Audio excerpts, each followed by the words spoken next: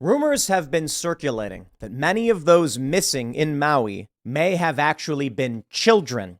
There was a viral post that I believe got deleted on Reddit that said that many of these kids were at home or by themselves while their parents were at work. And when the fires hit, these children may have lost their lives. We're now hearing from, I believe, actually the governor, that many of those missing, still 850, may be children, and it is horrifying. Now, there's a lot of blame to go around. Everyone's pointing the finger. And I don't blame Joe Biden for a wildfire. The disasters happen. Now, I do think that Joe Biden's response has been rather awful, to be completely honest. Now, more than ever, you need leadership with an event, with a tragedy like this. And we have this clip posted by the Post-Millennial. Did Biden fall asleep during meeting with victims of the Maui fires? I'm sorry, I'm not mad at Joe Biden. I'm mad at the people who voted for Joe Biden. This dude appears to have fallen asleep at a meeting with the victims of the Maui fires. Why? Because he's 80. Because he's an old man. He needs to be in his wheelchair with his blanket on his lap in the sun napping, not flying to Maui to meet with a devastated community and talk about what we are doing as a nation to help those in need. Now, don't get me wrong. The president should do those things. Joe Biden is not capable of doing those things. And I can only be so mad at Joe Biden. Now, don't get me wrong. I can be mad at Joe Biden over corruption and Burisma and war and a lot of things. But I gotta say, man, we are all part of this machine. And some are more to blame than others. No question. The corporate press, the neoliberal establishment, the uniparty elites who so desperately hated Donald Trump that they made this happen. Let me play the video for you. You can watch it for yourself. Here's Joe Biden. He appears to be sleeping. We are a community that relies on family, on ohana, whether by Nods blood a little bit, dozing off. Oh, friendship. are his eyes opening? Old Grandpa Joe. But like many others, my son's And then his eyes start burned to out. sink again. And oh, My daughter's there he goes. burned There he out. goes. Don't worry. Maybe he was just resting his eyes. See, here's what the BBC says. COP26, was U.S. President Biden asleep or just resting his eyes? Look, he's looking down. Maybe he's on his phone. I love that one. Maybe he's just looking down at his phone and he's texting away. I don't know, man. But when I look at this and I see a lot of people retweeting it or commenting on it and saying that he seems to have fallen asleep, how disrespectful, I'm so angry. I'm just like, dude, I am not upset that an old man dozed off because that's typical. I am upset that this country has become so broken that this is who was elected simply because Donald Trump is a mean guy. And this is where we are. Now, outside of not being mad at an old man for falling asleep, but being mad at those who voted for him, well, let me just say this on that point. It's an important point to make as we enter the 2024 news cycle. You can tell all your friends, okay? I'm not mad at Joe Biden for falling asleep. He's an old man. But I certainly cannot vote for a guy who falls asleep while meeting with the victims of the worst wildfire in nearly 100 years. Sorry, I can't vote for that guy. Now, Donald Trump may have mean tweets and all that, but the dude is at least spry, and his arrogance is actually an asset, despite the fact you may not like it. Now, outside of where, I am perturbed seeing the president fall asleep like this, let's talk about his tactless behavior. This is where we can actually criticize Joe Biden and those who voted for him. This man is incapable of being president, and we need desperately right now leadership.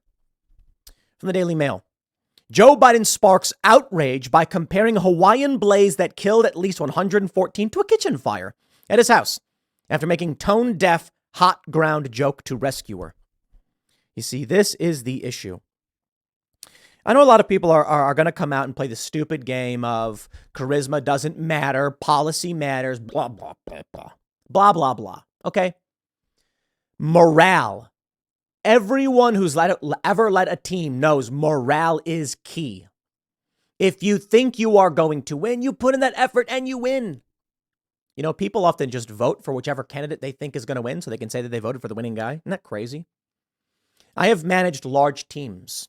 I, to a certain degree, manage a large team now. And if people are demoralized, work is not getting done. That is a problem. If you have people in this country demoralized because they feel blackpilled, bad things happen. This is why I am upset over what Joe Biden is doing and saying. Because at the very least with Trump, 2016, I didn't vote for him. Didn't like his attitude. 2020, I'm like, I certainly can't vote for Biden. And I did like Trump's policies, but more importantly, the foreign policy stuff really pushed me over the edge. At least Donald Trump can get up on stage and say, listen, we're going to get it done. And you're like, all right, well, you know, this is a guy that desperately needs approval and will try as hard as he can to earn that. Not perfectly. He'll also push back on his detractors when he feels he can't win them over.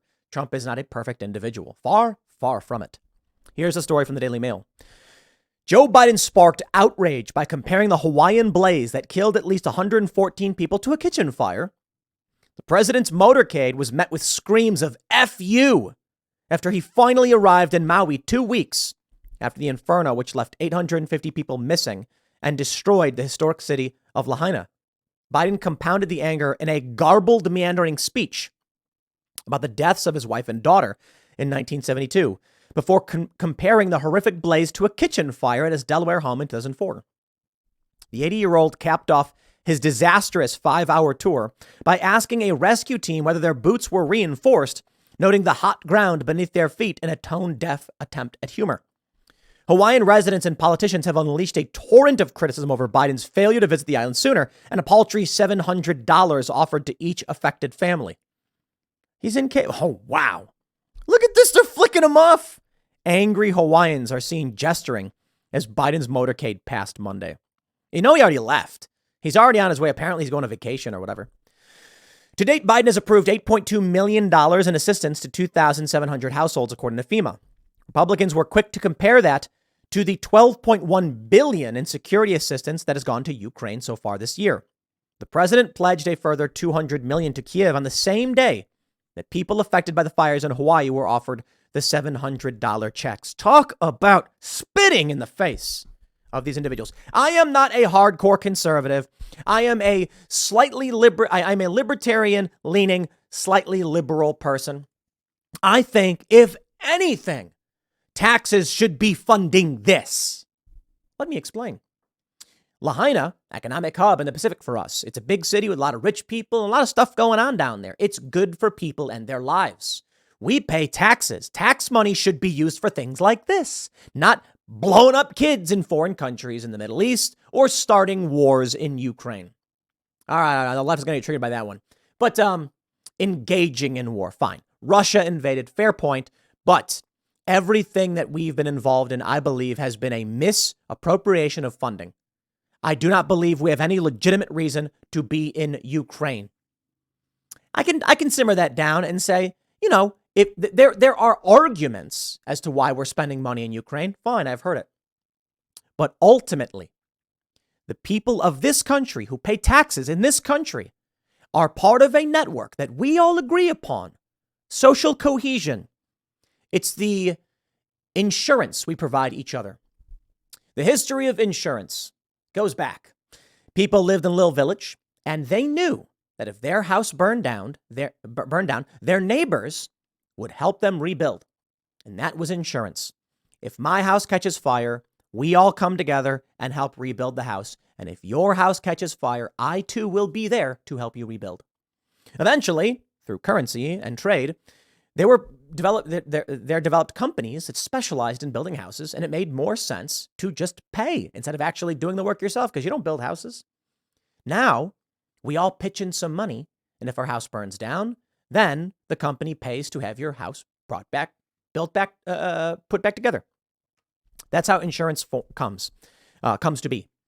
That's what I see with taxes. I'm not the biggest fan of the high taxes we pay across the board, but so long as we are, I would like to see all of my tax revenue going into the pockets of those whose lives were disrupted, who lost loved ones, and are trying to get back on their feet.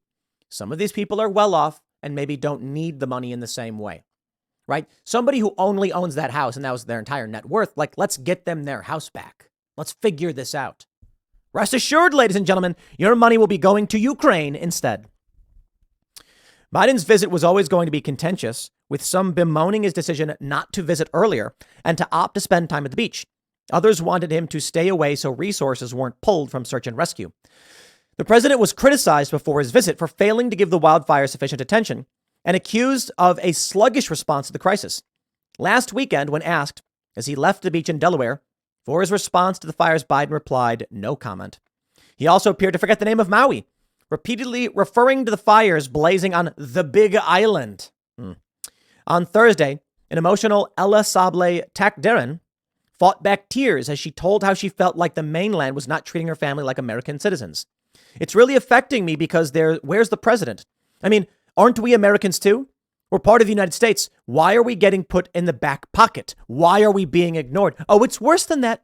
Y'all are getting put in the back pocket while all of our money is being sent to Ukraine. Now, I understand. That's not really how taxes work. Taxes just pull money from the system to control for inflation as they print and send money wherever they see fit. But sure, our value, our buying power should be going to Maui.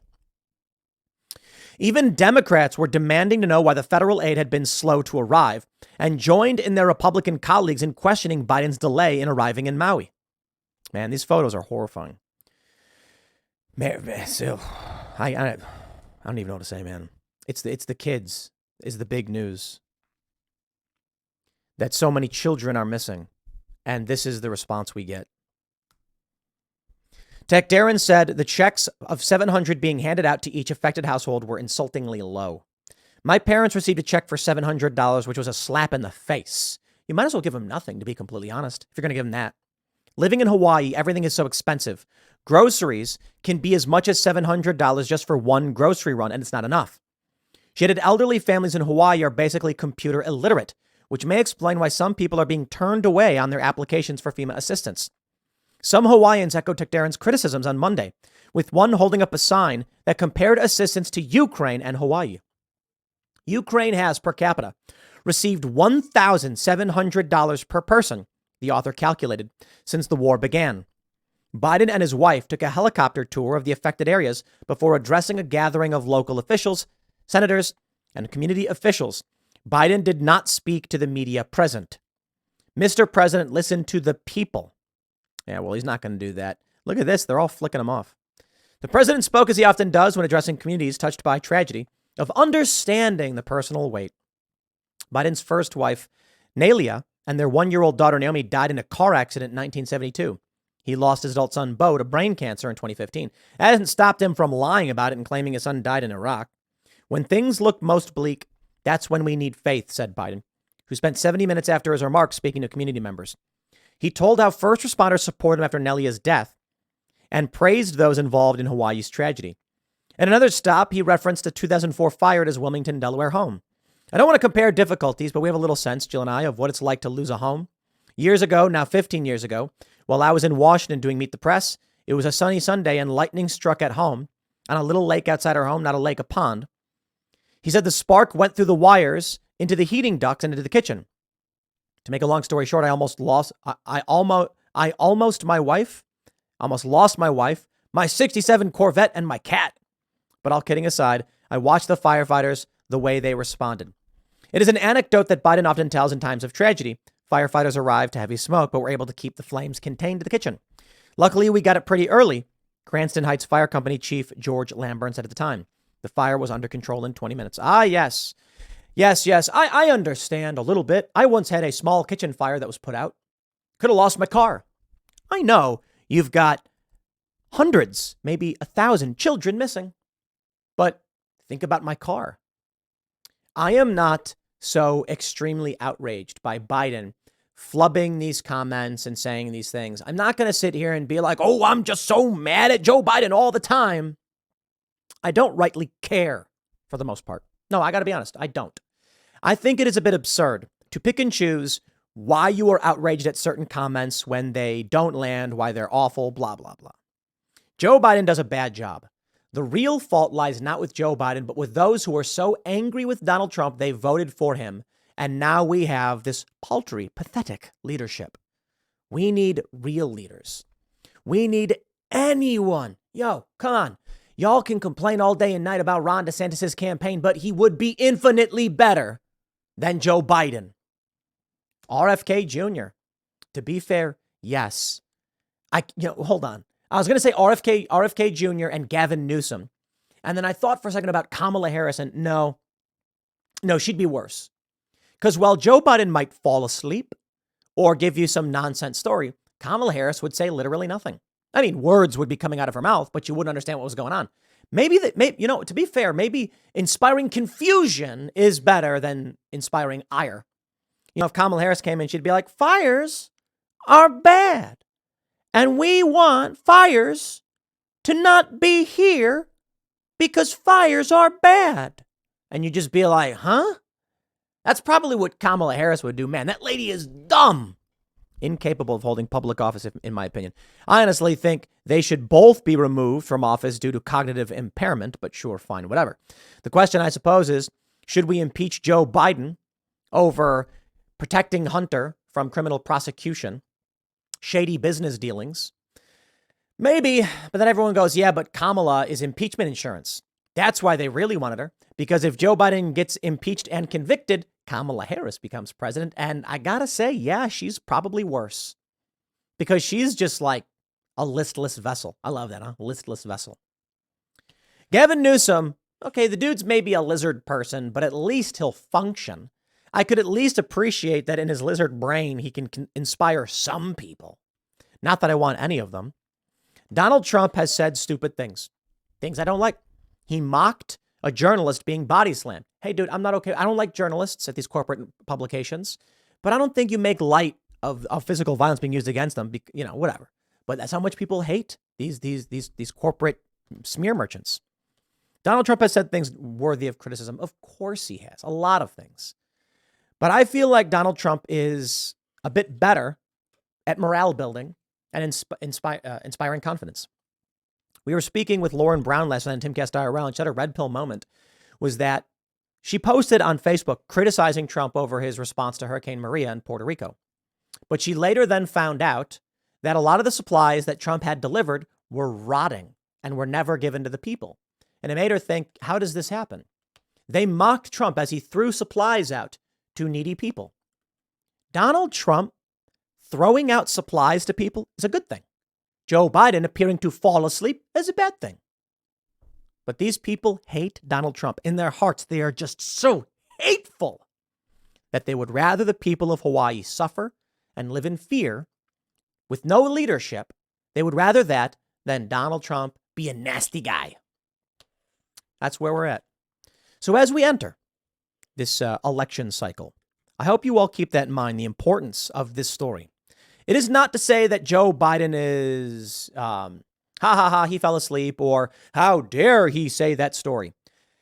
The issue is this. Any reasonable person would conclude this man is not able to handle the job. Do you think at 80 years old, and he'll be 81 when the next election comes around? You think voting for him makes sense? No, I'm sorry. If he can't handle the job now, he's not going to be able to handle the job at all. And that's what we say to people. Now, I must also entertain the possibility that it becomes Gavin Newsom. And perhaps Gavin Newsom is going to be the nominee because Biden is clearly showing he's incapable of being president. And then your argument's out. Fine, so be it. We will have discussions about Gavin Newsom if Gavin Newsom actually does become the nominee. Maybe RFK spikes the Democrats, runs as an independent, and Trump wins. We will see. For the time being, the answer is clear. You were wrong, Biden voters, in supporting this man. You made a mistake. Your hatred for Donald Trump blinded you, and now we have someone who is failing and incapable of doing the job. This man cannot be allowed to win in 2024. You must not vote for him because he will be even worse off. I got to tell you, any complaint you might have about Donald Trump is not logically as bad as what Joe Biden currently is doing. He is not paying attention. He is drifting off. He's falling asleep. He's telling absurd stories here in Hawaii. The Afghanistan withdrawal was just a nightmare in American policy because this man is incapable of doing the job he has been tasked with. In his ego, so desperate to be president. What was it, the third time he ran? Absolutely pathetic. He wanted it so bad. And these Biden voters gave it to him. Why? Because they hated Trump, not because they liked Joe Biden. That's right. And this is what we get. These people who genuinely say we're better off now. You're wrong. We're not. We need real leadership. And a lot of people on the right are so convinced that Joe Biden is so bad, someone else must be running the show. A lot of people think it's Obama. To a certain degree, maybe. But I really do think that the problem is there is no strong authority in the executive branch. That people are like, I think Afghanistan was the result of Joe Biden muttering incoherently and then people being like, just do whatever, I guess. No core vision, through line, and leadership. And that's where we end up now. I am not going to blame this guy for a wildfire, but I am going to criticize him for being incapable of doing the job. That's all that needs to be said. And I said it in 21 minutes. There you go. Next segment's coming up at 4 p.m. on this channel. Thanks for hanging out, and I'll see you all then.